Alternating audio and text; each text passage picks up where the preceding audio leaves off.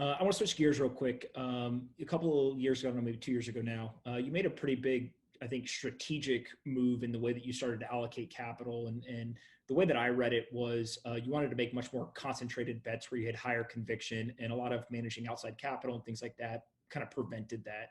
When you look at your portfolio today, you basically have three public securities that make up, almost 100%, if not 100% of your portfolio. You got a cash, you got the illiquid stuff.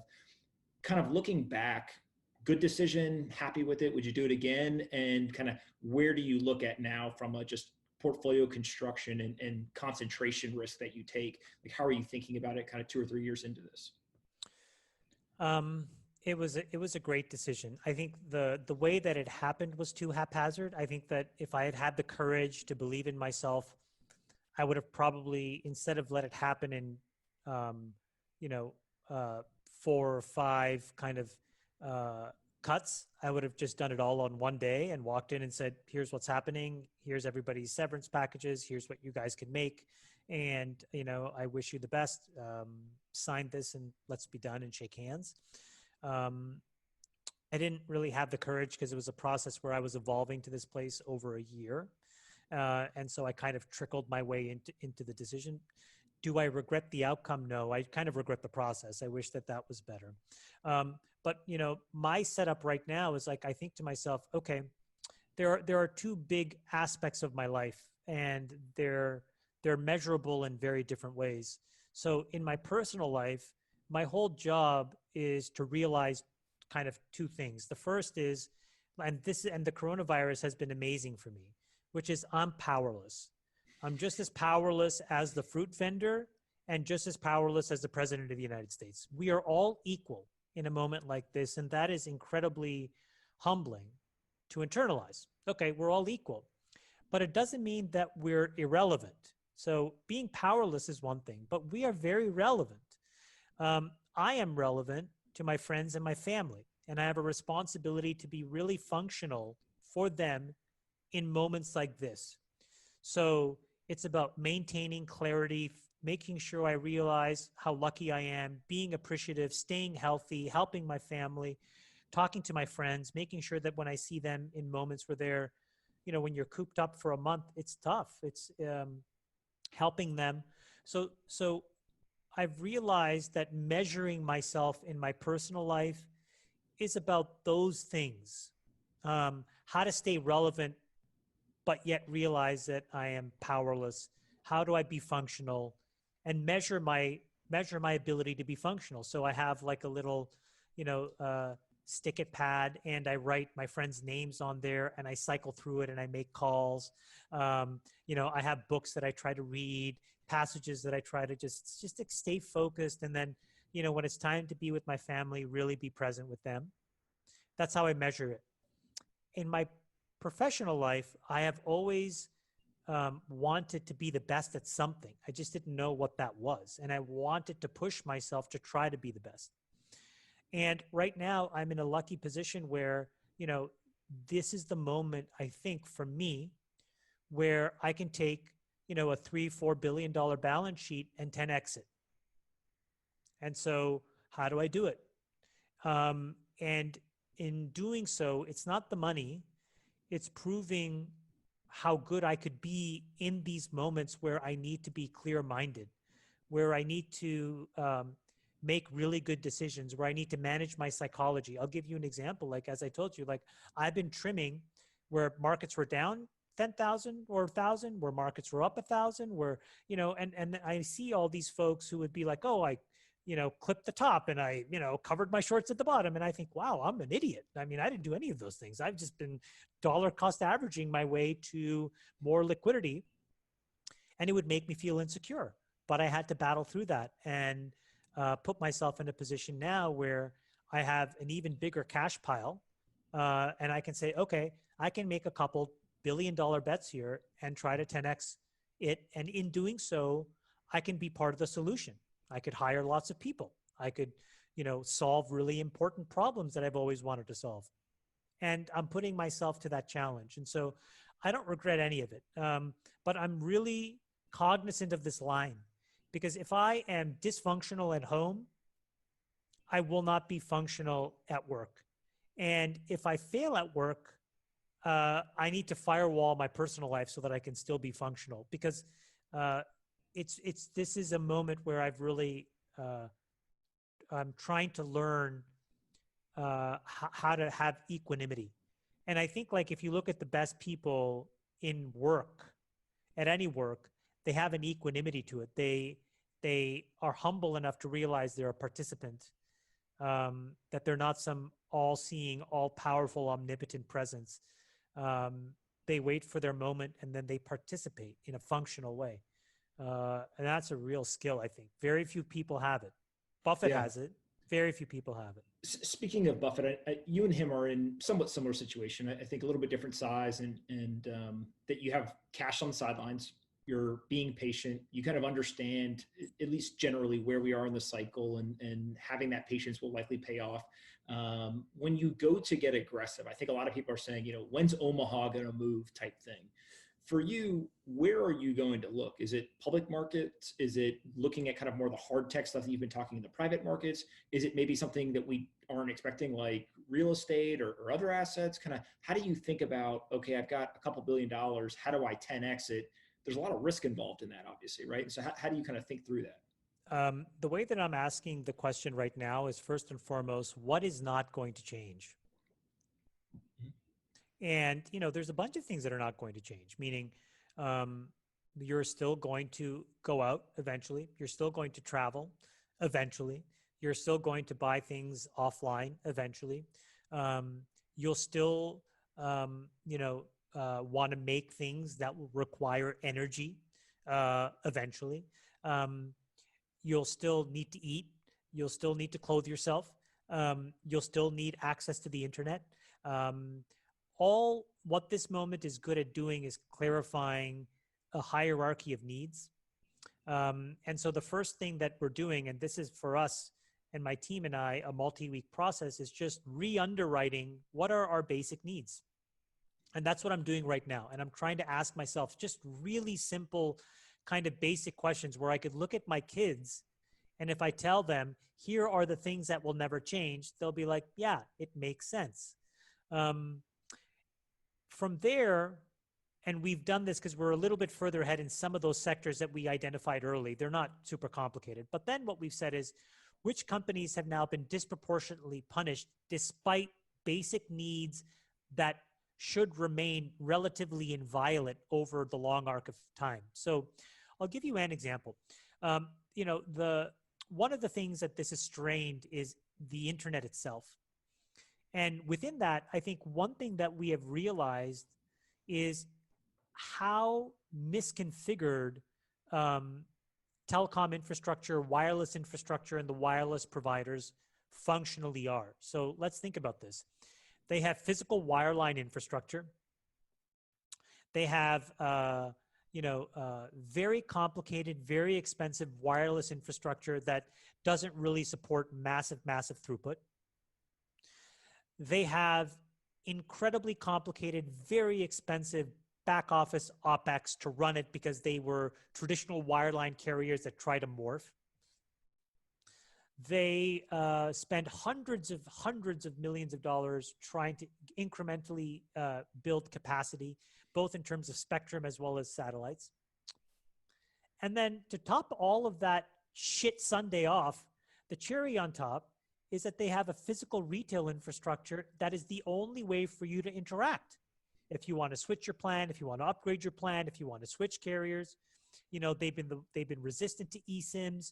Now you're sitting at home, and even if you wanted to switch, every carrier is thinking to themselves, I can't run ads, I can't switch because I can't deliver a SIM to these people because the stores are closed. Now, take out all that dysfunction, the wireless carriers will continue to be more and more important. We've realized that we need to have a more resilient internet. We've realized that it needs to be somewhat more homegrown as well. We can't rely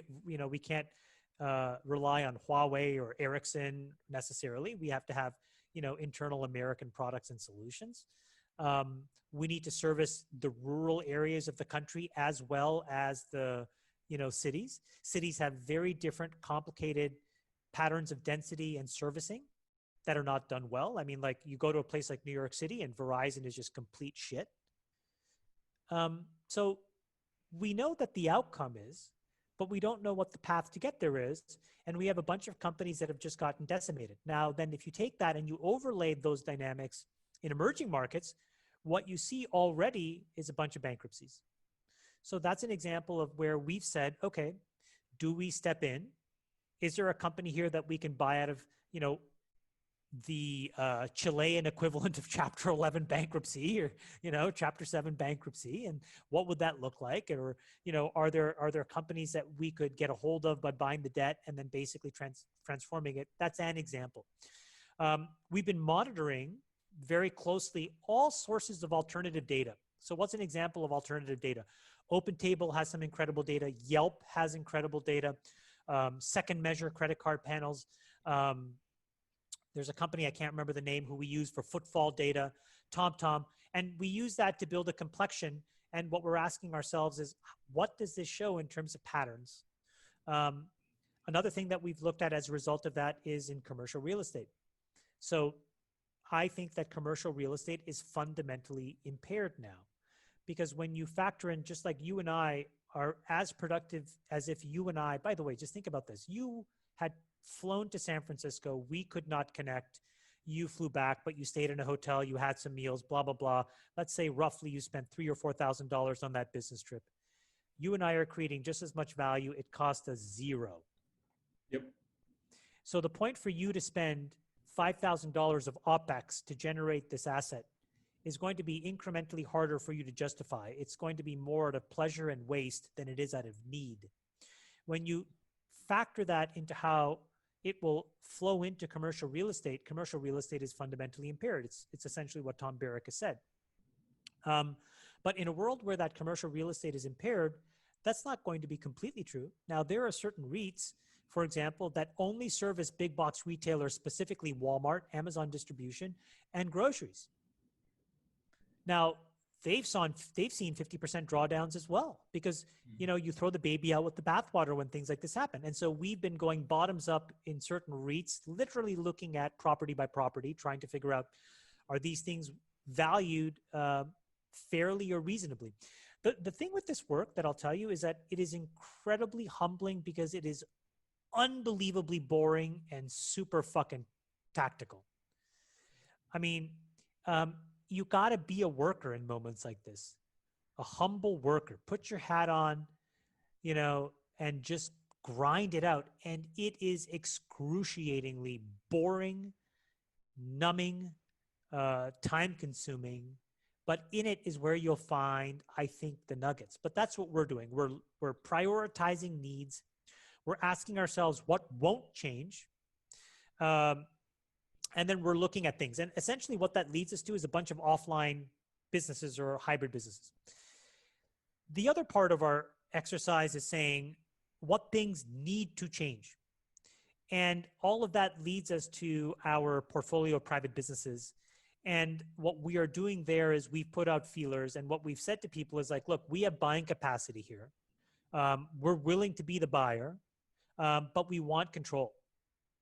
And so, I'm not interested in putting in $15 million in a Series C or a Series D extension round, but I'll buy your business for 50 million, 100 million, 200 million, and then I'll fund the rest of the J curve to get out of it, if we think that that solution is interesting. And so we're looking in healthcare, we're looking at climate change, we're looking at education, and those are the three areas that we think are going to change the fastest in this move to resiliency. So that's kind of what we're doing. But honestly, dude, it's not glamorous. It's super fucking tactical. Well, it brings up two things, right? The first is, I don't know who said it, but basically the return you get is the price you buy it at, right? And that's the work that you're doing now, is trying to figure out, what are those undervalued assets that if you buy it at the right price today, it basically locks in a significant return over time. The other thing that you've done is you've used the SPAC, and obviously the big one is Virgin Galactic. What's kind of the thoughts there? Would you ever put social capital into a SPAC structure? Are there other things that you're kind of thinking through, seeing the success of the Virgin? I think what Virgin showed us is that there's a lot of incredible tech companies that should be public. And that when you're doing something ambitious, there's a huge appetite, by retail investors as well as hedge funds and pension funds and other things to have direct exposure to alpha. It is a fundamentally uncorrelated business to anything else of its kind. And in that, the anti-correlation, the lack of correlation is an incredible good thing to have when you're constructing a portfolio. And this is why, who knows what it'll do over the next year or two, but it's still up 40%. I mean, that's just incredible. How could you say that in a market that's down 20 odd percent? So I think that's what Virgin shows you, is that there's a tremendous value in anti-correlation. And in that, I think that there are a lot of really good businesses, tech businesses, that could benefit by being public. And the SPAC, in my opinion, is the only way for tech companies to go public, because you're doing it via a merger. The process is dramatically simplified. It's much faster. The capital is flexible, meaning you can raise as much or as little as you want. You can do as much primary or as much secondary as you want.